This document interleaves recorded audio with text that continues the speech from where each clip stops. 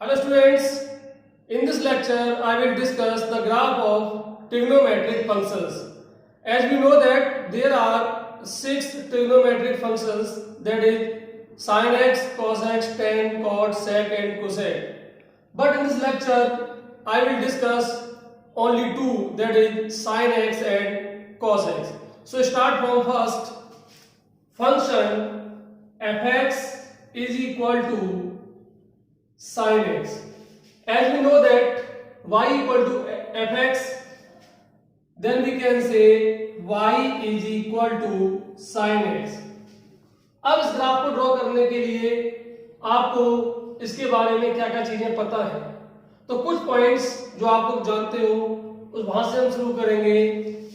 Number 1, what is the range of sin x, यानी sin x की maximum value और minimum value क्या होती है.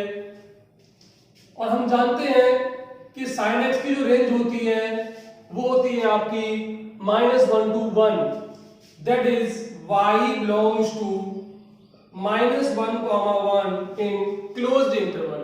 It means the minimum value of sin x is -1 and maximum value of sin x is +1. Minimum value -1 and maximum value is +1. This is the first point. Second, हम लोग ये जानेंगे कि sin x की value 0 कब होती है. तो sin x equal to 0, sin x is equal to 0 and we know that the value of sin x becomes 0 at integer pi.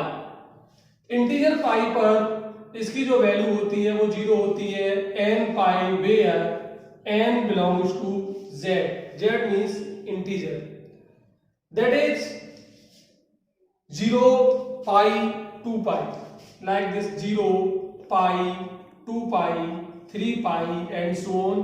और पीछे चलेंगे तो n की वैल्यू -1 होगी तो -pi -2 pi and so on. तो साइन की वैल्यू 0 होती है इंटीजर पाई पर. ये दूसरा हमको रिजल्ट पता है.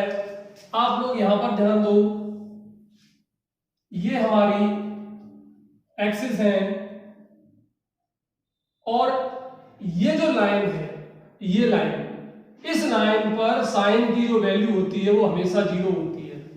अब ये लाइन होती है जो इंटीजर पाई की है. इंटीजर पाई की लाइन है ये. This is 0, this is 180 degree, that is pi. Complete angle हो जाएगा 2 पाई. फिर आगे जब मूव करोगे आप 3 पाई तो ये एंगल 4 पाई, फिर 5 पाई, 6 पाई, 7 पाई एंड 8. अगर आप वापस क्लॉकवाइज मूव करना शुरू कर दोगे तो ये एंगल -पाई होगा, फिर -2 पाई, -3 पाई, -4 पाई एंड -5 पाई. तो sin x की जो वैल्यू 0 होती है वो इंटीजर पाई पर होती है. और दूसरा और इंपॉर्टेंट रिजल्ट मैं आपको बता रहा हूं, यहां पर साइन की जो वैल्यू होती है वो +1 होती है और यहां पर जो साइन की जो वैल्यू होती है वो हमेशा -1 होती है. +1 एंड -1, ये ऑड π/2 ये एंगल है, दोनों ऑड π/2.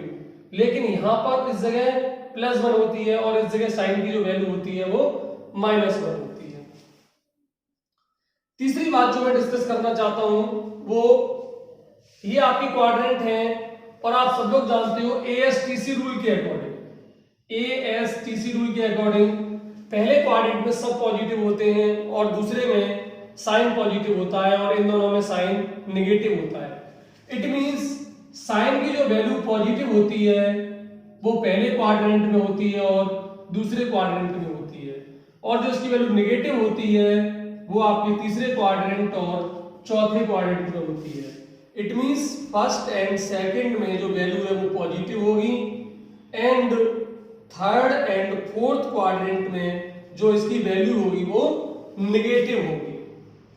और चौथी जो बात है कि जितने भी ट्रिग्नोमेट्रिक फंक्शंस हैं सारे के सारे ट्रिग्नोमेट्रिक फंक्शंस पीरियोडिक फंक्शन हैं.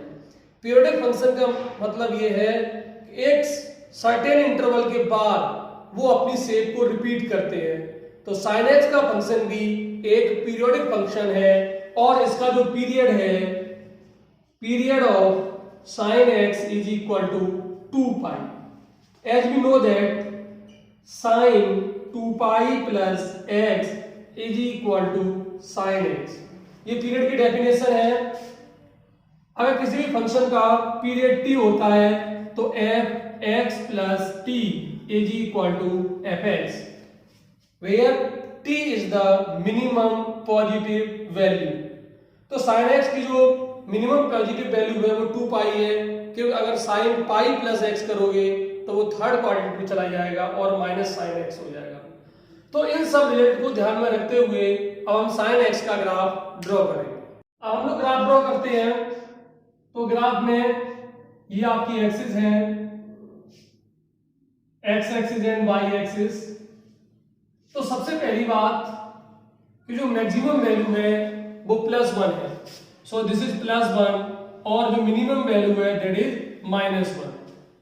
दूसरी बात ये 0 होता है n पाई पर, दैट इज पाई 2 पाई 3 पाई पर 0 है. अगर मैं साइन की बात करूं तो 0 से लेकर 90 तक इसकी वैल्यू बढ़ती है और फिर 90 से 180 तक इसकी वैल्यू घटती है. और फिर जैसे 180 से ऊपर जाते हैं, तीसरे क्वाड्रेंट में आ जाते हैं, तो तीसरे और चौथे क्वाड्रेंट में इसकी वैल्यू नेगेटिव होती है. तो जो इसका जो ग्राफ है उसकी शेप कुछ इस तरीके की बनती है. इस तरीके की शेप बनेगी और ये पॉइंट होगा आपका पाई एंड दिस पॉइंट इज 2 पाई. और जो मिनिमम वैल्यू है वो -1 और मैक्सिमम वैल्यू होगी वो +1. और मैंने यहाँ पे आपको बताया कि पीरियोडिक फंक्शन है, इसका मतलब है इसकी शेप रिपीट होगी और इसी तरीके से ग्राफ आगे कंटिन्यू रहेगा इस तरीके से. और ये पॉइंट आपका होगा 3 पाई और ये पॉइंट हो जाएगा 4 पाई. ऐसे हम पीछे आते हैं तो शेप बिल्कुल यही रहेगी, बिल्कुल वही शेप रहेगी जो पहले चल रही है. और ये जो पॉइंट होगा n को -1 रखने पर -पाई और ये जो पॉइंट होगा वो आपका -2 पाई. और ये ग्राफ चलता रहेगा इन्फिनिटी तक माइनस में और आगे भी चलता रहेगा इन्फिनिटी तक प्लस में. तो ये sin x के ग्राफ की शेप है. एक और मैं आपको बात बताऊं कि sin की वैल्यू 1 कब होती है. तो sin की वैल्यू 1 होती है 90 डिग्री पर π/2 और ये जो एंगल है आपका वो है 3 π/2 और इस तरीके से 5 π/2 एंड 7 π/2. अगर आप पीछे आते हैं तो this angle is -π/2 and this is -3 π/2. अब हम लोग ग्राफ डिस्कस करते हैं. y is equal to 2 sin x का. तो इस ग्राफ में और sin x के ग्राफ में क्या डिफरेंस है? बस थोड़ा सा डिफरेंस है. जो sin x का ग्राफ है वो तो यहाँ है ही, लेकिन यहाँ 2 का मल्टीप्लाई हुआ है. तो अगर आपका यहाँ पर 2 का मल्टीप्लाई हुआ है तो उसका इफेक्ट कहाँ पड़ेगा मैं आपको शो करता हूँ. यहाँ पर हम सब लोग जानते हैं कि साइन की जो वैल्यू होती है वो -1 और 1 के बीच होती है. अगर आप दोनों साइड 2 का मल्टीप्लाई कर दो, क्योंकि 2 एक पॉजिटिव नंबर है इसलिए इनइक्वलिटी को चेंज नहीं करेगा. So this is 2 sin x is less than और इक्वल टू 2. इसका मतलब है 2 sin x की जो वैल्यू है वो -2 से +2 तक होती है. इट मींस जो y की वैल्यू है वो -2 से +2 तक होती है. तो sin x के ग्राफ में और 2 sin x के ग्राफ में बस यही डिफरेंस है कि जो उसकी रेंज थी sin x की वो -1 से 1 थी और जो इसकी रेंज है वो -2 से 2 है. और दूसरा कि 2 sin x 0 कब होगा? तो 2 sin x 0 होने का मतलब है कि sin x की वैल्यू 0 होगी और x की वैल्यू n पाई होगी. ये तो पहले की तरह से है.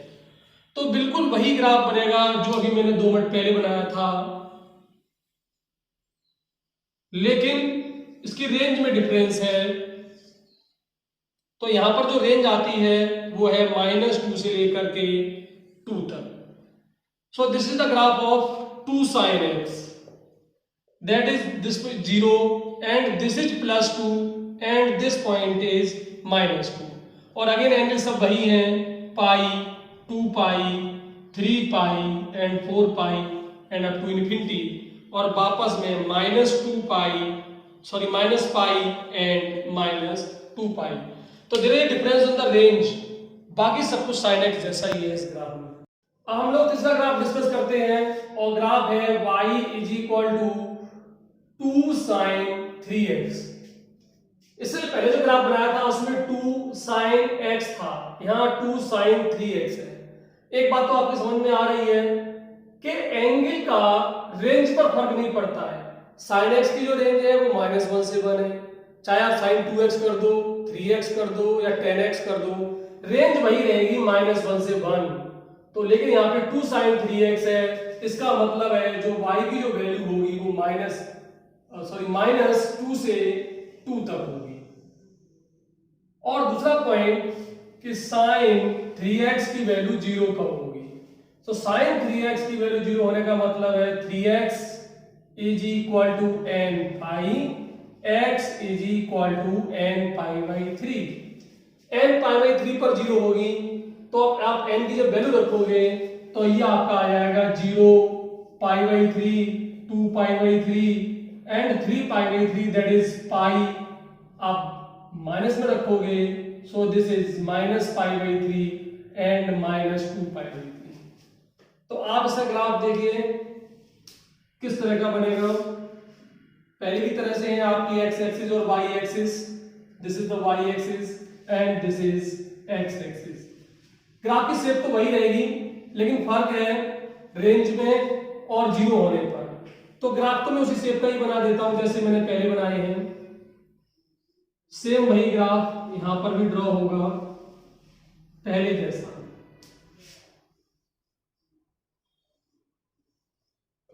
Right, this is 0। यहां पर ध्यान दीजिए आप, यहां पर मैक्सिमम वैल्यू +2, यहां पर ध्यान दो, और जो मिनिमम वैल्यू होगी वो -2। तो ये इसकी रेंज है। और ये जो पॉइंट होंगे तो आप ध्यान दो, जब एंगल में मल्टीप्लाई होता है तो वो चीज डिवाइडेशन में आ जाती है। पहले जब ग्राफ sin x का था तो आंसर आया था n पाई, अब sin 3x का है तो वो n पाई बाई 3 हो गया। तो जितने एंगल पहले चल रहे थे दैट इज पाई, 2 पाई, 3 पाई, 4 पाई, उन सबको हम 3 से डिवाइड कर देंगे। तो जब पाई को डिवाइड करोगे पाई बाई 3, 2 पाई को डिवाइड करोगे 2 पाई by 3 and it is 3 pi by 3 that is simply pi and it is 4 pi by 3, 5 pi by 3। पीछे करोगे -पाई by 3, -2 pi by 3 and -3 pi by 3 that is -pi. So this is the graph of y equal to 2 sin 3x। एक चीज जो बहुत important है और ध्यान देने की है कि अगर यहां पर किसी चीज का मल्टीप्लाई हो रहा है तो उस चीज का सीधा इफेक्ट रेंज में पड़ेगा और रेंज की वैल्यू उतनी ही टाइम्स मल्टीप्लाई हो जाएगी। अगर यहाँ 3 है तो रेंज -3 से 3 हो जाएगी, 10 है तो -10 से 10 हो जाएगी। और यहाँ पर जो एंगल है और मल्टीप्लाई वाली चीज है वो डिवाइड में आ जाएगी, और अगर ये चीज डिवाइड में होती तो मल्टीप्लाई में आ जाती। For example y is equal to 2 sin x upon 3। तो अब जब आप उसको 0 कर देते हैं तो 0 करने पे आ जाता x upon 3 is equal to 0 and this implies x upon 3 equal to sin x upon 3 equal to 0। It means x upon 3 is equal to n pi and x is equal to 3n pi. तो वो चीज यहाँ पे multiply में आई है। Right, तो जो चीज मल्टीप्लाई में होगी वो डिवाइड में जाएगी जैसे कि यहाँ पर, और जो डिवाइड में है वो मल्टीप्लाई में चली जाएगी, एंगल फाइंड करेंगे। And this is the graph of 2 sin 3x। हम लोग एक नेक्स्ट ग्राफ डिस्कस करते हैं and this is y is equal to 3 sin x minus pi by 2। तो एक बात तो आपकी सबकी समझ में आ गई, जो इसकी रेंज होगी इट मींस जो y की वैल्यू होगी वो -3 से 3 होगी। पिछले वाले क्वेश्चन में मैंने बताया ठीक उसी तरीके से है। अब दूसरी जो बात है, जब इसको 0 करोगे it means sin x minus pi by 4 equal to 0। तो sin की वैल्यू 0 कब होती है? n पाई पर। तो this is x minus pi by 4 is equal to n pi. तो x is equal to n pi plus pi by 4। यहां पर एक डिफरेंस निकल के आया है कि sin x minus pi by 4 की जो वैल्यू 0 होगी वो n pi plus pi by 4 पर होगी। यानी पहले जो एंगल आ रहे थे 0, पाई, 2 पाई, 3 पाई, 4 पाई, उन सब में π/4 ऐड हो जाएगा।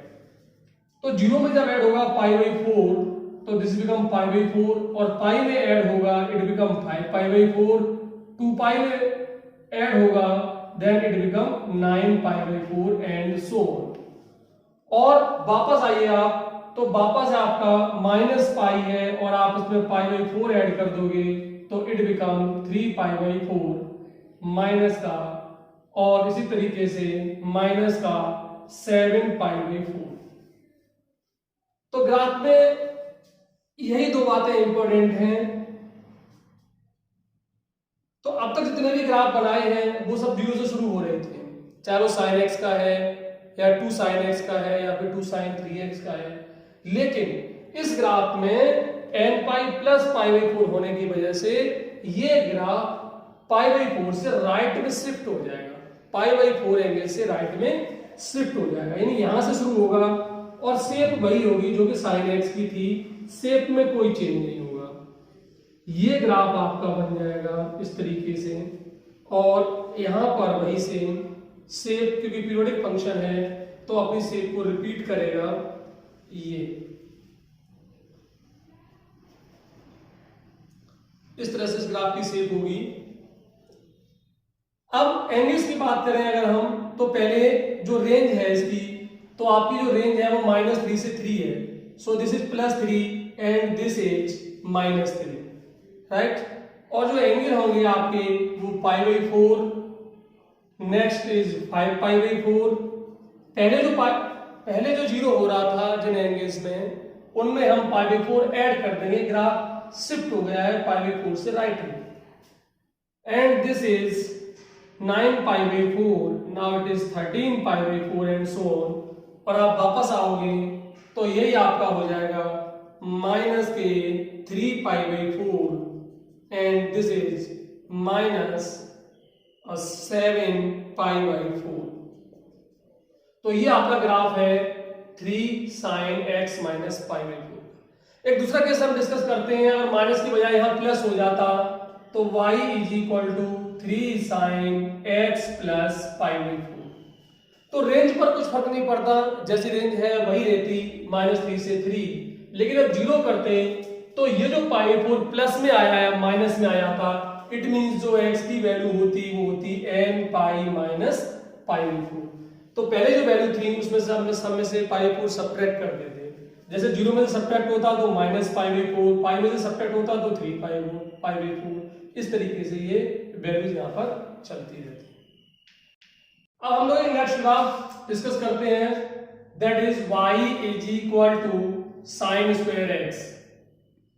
इसके बारे में आप ध्यान दो कि sin x की जो रेंज है वो -1 से 1 थी। sin x की जो रेंज है, दैट इज sin x की जो वैल्यू है वो -1 से लेकर के 1 तक थी। अगर आप स्क्वायर कर दोगे तो देखिए किसी भी नेगेटिव नंबर का स्क्वायर भी पॉजिटिव होता है, तो नंबर -1 और 0 के बीच है तो जो उसका स्क्वायर होगा वो 0 और 1 के बीच में ही जाएगा। तो जो sin² x है उसकी जो वैल्यू है वो लाई करेगी 0 से 1 के बीच। इट मींस जो y की वैल्यू लाई करेगी वो 0 से 1 के बीच, यानी ग्राफ में y की वैल्यू नेगेटिव नहीं होगी, और ये ग्राफ जो है वो y एक्सिस के नीचे नहीं बनेगा, y एक्सिस के ऊपर ही ऊपर बनेगा। दूसरी बात कि sin² x 0 होने का मतलब है कि sin x 0 और nx = nπ। तो ये तो बिल्कुल पहले के जैसे ही है। अब ग्राफ हम ड्रॉ करते हैं, this is the origin and this is x axis and this is y axis. तो ग्राफ की शेप चेंज है, ग्राफ नीचे नहीं जाएगा, नीचे का ग्राफ भी ऊपर ही आ जाएगा इस तरीके से। ये ग्राफ है आपका sin² x का, और जिसकी मिनिमम वैल्यू 0 है और जो मैक्सिमम वैल्यू है वो +1 है। This is π, 2π, 3π and this is -π and -2π। तो यहां पर ध्यान देने वाली बात है कि ये ग्राफ x एक्सिस के ऊपर बनेगा, क्योंकि sin² x की जो रेंज है वो 0 से 1 है, यानी उसकी वैल्यू कभी भी नेगेटिव नहीं है, राइट। और आप आगे जाके पढ़ोगे हाफ वेव रेक्टिफायर और फुल वेव रेक्टिफायर, तो जो AC है उसमें जो शेप बनती है वो sin x की बनती है, करंट की और वोल्टेज दोनों की। लेकिन जब उसको रेक्टिफाई कर देते हैं सिग्नल को, तो उसकी जो डायरेक्शन का चेंज है वो खत्म हो जाता है रेक्टिफायर की हेल्प से, और फुल वेव जब रेक्टिफायर आता है तो उसमें जो शेप निकल के आती है वो कुछ इस तरह की होती है। अगर मैं आपसे इसमें थोड़ा चेंज करके कहूं कि y is equal to mod sine x, अब देखिए साइन x की जो रेंज है वो -1 से 1 है। अगर मैं मॉड साइन x की बात करूंगा तो मॉड साइन x की जो रेंज होगी वो 0 से 1 होगी, तो बिल्कुल यही शेप निकल के आएगी। यहाँ पर जो y की जो वैल्यू है वो 0 से 1 हो जाएगी, और जो ग्राफ आपका आएगा बिल्कुल यही ग्राफ बन के आएगा, y is equal to mod sine x का। इसकी शेप यही होगी और रेंज भी यही होगी। अब हम लोग जो अगला ग्राफ डिस्कस करते हैं वो ग्राफ है y is equal to cos x। तो y equal to cos x का ग्राफ ड्रॉ करने के लिए आपको cos x के बारे में क्या क्या जानकारी है। तो पहली बात कि cos x की जो रेंज होती है वो भी -1 से 1 है। इट मींस जो y की वैल्यू होगी वो भी -1 से 1 होगी, नंबर 1। सेकंड फैक्ट कि cos x की वैल्यू 0 कब होती है। cos x की वैल्यू 0 होती है, ये रिजल्ट ट्रिग्नोमेट्रिक इक्वेशन में दिया गया है कि cos x की वैल्यू 0 होती है ऑड π/2 पर। तो ऑड नंबर को हम लोग लिखते हैं 2n + 1 π/2। अगर आप थोड़ा सा ध्यान दें तो ये कोऑर्डिनेट एक्सिस हैं, इस लाइन पर याद करो आप लोग, इस लाइन पर हमेशा cos 0 होता है। इस लाइन यहाँ cos की वैल्यू 0 है और यहाँ cos की वैल्यू 0 है। यहाँ पर cos की वैल्यू +1 होती है, +1, और यहाँ cos की वैल्यू -1 होती है। ये आपका क्वाड्रेंट है, पहला, दूसरा, तीसरा और चौथा। तो उसके अकॉर्डिंग पहले क्वाड्रेंट में पॉजिटिव होता है cos, और चौथे क्वाड्रेंट में पॉजिटिव होता है, और इन दोनों में नेगेटिव होता है। इट मींस तीसरा पॉइंट निकल के आया कि ये पॉजिटिव है पहले में और चौथे में पॉजिटिव, एंड सेकंड क्वाड्रेंट और थर्ड क्वाड्रेंट में नेगेटिव। और चौथा पॉइंट, ये भी एक पीरियोडिक फंक्शन है जिसका पीरियड है 2π, because cos 2π + x = cos x। तो इसका जो पीरियड है दिस इज ऑल्सो 2π। अब इन पॉइंट्स को ध्यान में रखते हुए हम इस ग्राफ को ड्रॉ करेंगे, cos x का graph. This is y axis and this is x axis. पहली बात कि cos x और cos 0 की जो वैल्यू है वो 1 होगी, तो ग्राफ यहां से शुरू होने के बजाय इस जगह से शुरू होगा। पिछले जैसा नहीं है, sin 0 की वैल्यू 0 होती थी तो यहां से शुरू होता था, लेकिन cos 0 की वैल्यू 1 होगी। और cos के ग्राफ में आप ध्यान दीजिए कि cos 0 की वैल्यू 1 होती है और cos 90 की वैल्यू 0 होती है। इसका मतलब है जैसे जैसे एंगल बढ़ेगा cos की वैल्यू घटेगी। तो बिल्कुल यही शेप यहां पर भी निकल के आती है कुछ इस तरीके की cos x के ग्राफ की। ये शेप है cos x के ग्राफ की, cos x। और यहां पर जो पॉइंट होंगे ये रेंज है +1, और यहां पर जो पॉइंट है वो आपका हो जाएगा -1। और जो एंगल है ये वाले एंगल, वो एंगल ये रिप्रेजेंट करते हैं कि इन एंगल पर cos की वैल्यू 0 है, और वो एंगल है ऑड π/2। अगर आप n की वैल्यू 0 रखोगे पहले, तो जैसे ही आप n की वैल्यू 0 रखोगे तो आपको मिलेगा π/2, फिर 1 रखोगे 3π/2, फिर 2 रखोगे 5π/2। इट मींस फर्स्ट एंगल है π/2, फिर 3π/2, फिर 5π/2 और 7π/2, और यहां पर -π/2, -3π/2, -5π/2।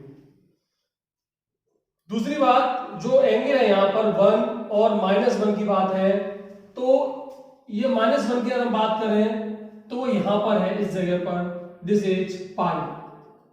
और +1 की बात करें तो वो यार एंगल ये है +1 ये, तो this is 2π and this is 3π, और ये एंगल -π और ये -2π। तो इस तरीके से ये और π/2 पर 0 होता है, और इंटीजर पाई पर या तो इसकी वैल्यू +1 होती है या फिर -1 होती है। अगर यहां पर होगा तो +1 और यहां पर होगा तो -1। अब हम लोग लास्ट ग्राफ डिस्कस करते हैं y equal to 3 cos x plus pi by 4। तो एक बात तो आप सब समझ रहे हैं, यहाँ 3 है तो जो y की वैल्यू हो जाएगी वो आपकी हो जाएगी -3 से 3 तक। और दूसरी बात, यहाँ पर एंगल प्लस में है तो जो चीज प्लस में होती है वो माइनस में चली जाती है। इसका मतलब ये है कि ग्राफ जो है वो पाई बाई 4 से शिफ्ट हो जाएगा पीछे की तरफ। बाकी सारी चीजें वही रहेंगी। तो पहले ग्राफ यहां से शुरू होता था, वही ग्राफ यहां से शुरू होगा इस तरीके से, और इसकी जो शेप होगी, और जो पहले एंगल आते थे आपके 0, उन सब में से पाई बाई 4 सब्ट्रैक्ट हो जाएगा। तो पहले वैल्यू 0 होती थी पाई बाई 2 पर, और पाई बाई 2 में से पाई बाई 4 सब्ट्रैक्ट कर देंगे, दैट इज पाई बाई 4। और 3 पाई बाई 2 में से पाई बाई 4 आप सब्ट्रैक्ट कर दोगे तो LCM is 4, this is 6 pi minus pi, so now this angle is 5 pi by 4। और इसी तरीके से ये आपका हो जाएगा 9 पाई बाई 4, और दिस इज 13 पाई बाई 4। ये वैल्यू वही रहेंगी पहले की जैसी, +1 and this is -1. So this is the graph of y equal to 3 cos x plus pi by 4.